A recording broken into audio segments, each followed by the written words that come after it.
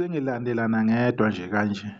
Nabo ubuNkunzi kusho Mthandeni Gqokamelisha laphana likhuluma ngo-music walo okuma-trending music videos ku-YouTube. Iy'ngoma zakhe zoyi-3 zihleli laphana-ke ku-number 1, 2 and 3. Namanje noma ngathi uyo-check-a uzothola ukuthi iy'ngoma zisahleli kanjalo 4 and 5 kube uyena kumzukulu basayibambile-ke. Kuyacaca umzukulu ukuthi ukuba akafikanga uMthandeni nokhipha umsebenzi uzobe esaqhubeka esayibambile laphana-ke umzukulu, kodwa kwafika kuMthandeni-ke wakushintsha konke lokho. Iy'ngoma zakhe-ke zisahamba-ke ngononina laphana ku-YouTube njengoba niy'bona, nalaphana ku-Spotify ngoba niy'bona-ke zi-number 3, 5, 6, 7 ziyeza-ke kancane kancane.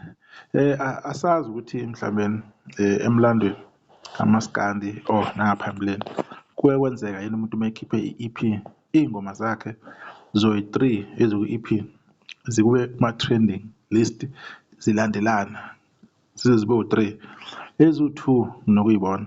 Kodwa-ke angazi ukuthi uma ziba u-3 ukuthi kuye kwenzeka yini, kodwa-ke noma kunjalo-ke uMthandeni ukwenzile lokho. Mthandeni SK iy'ngoma zakhe ihleli laphana-ke kuma-trending list.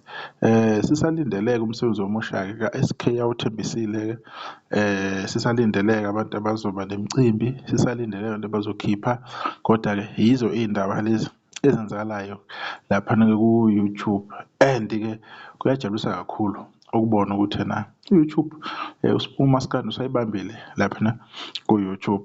Basazofika abanye-ke besusa ukushisa nabo sibone ukuthi baphelelaphi, kodwa kokusalayo kulo nyaka umaskandi ubonakale ulikhuphule kakhulu izinga laphana-ke endimeni ka-streaming, especially uSpotify. U-YouTube kwesewujwayele, uSpotify lo ube kuba nama-challenges, kodwa-ke kunabafowethu or iy'nto zakwethu zenza sure ukuthi mayikhiphile kwa-Spotify baya-excel. Abanye babaculi laba aba-excelayo ku-Spotify kulezi nsuku, abanye-ke abaningi-ke esingakhulumi-ke ngabo namhlanje, kodwa nje ku-Spotify kuyaziwa ukuthi even if ungayo-check-a ama-records athize uzobathola lapho bebalwa nabo ey'ntweni ezinhle-ke abazenzayo.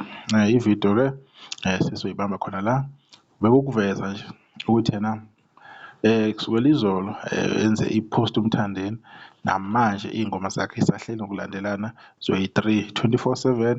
Kulande Front City ugcina uMohopola, isalahle izodibana kuzayo.